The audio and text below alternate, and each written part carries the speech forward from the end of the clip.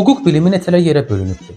Birincisi bu ki, hüquq bilimi müstəqil iki budağa bölünür. Biri beynəlmiləllidir, biri daxilidir. Beynəlmiləl adı üstündədir, yəni ölkələrin arasındakı rabitə və daxili ölkənin içərisindəki rabitələrə işarə edir.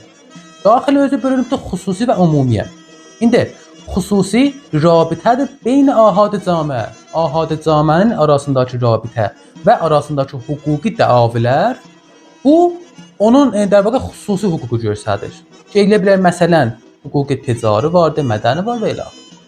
Və hüquqi ümumi var. Ümumi özü 4 yerə bölünübdür. Nə mənələrə bölünübdür? Hüquqi əsasıdır, idarədir, mali və maliyyə ümumidir.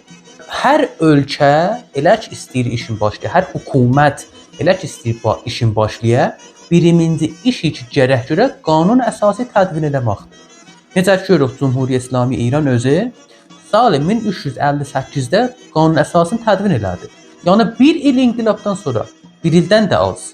Amma bəzi qəvanin, məsələn qəvanı cəraim 5-6 il inqilabdan sonra hələ təsdiq olundu.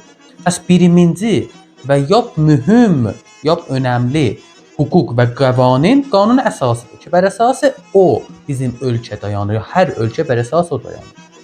Sonra bizim idarə var, həmin idarələrin qəvaninidir. Maliyyə var, maliyyatlar, hardan pul gəlir dövlətə, onun qəvaninidir. Və maliyyə ümumi var ki, yəni qalib müşəxəs eləyir, o əmvali ki vardır dövlətdə, azuqə ki vardır, onu xərclənməyinə. Bu hüquq bilimin neçə yerə bölünməyi idi.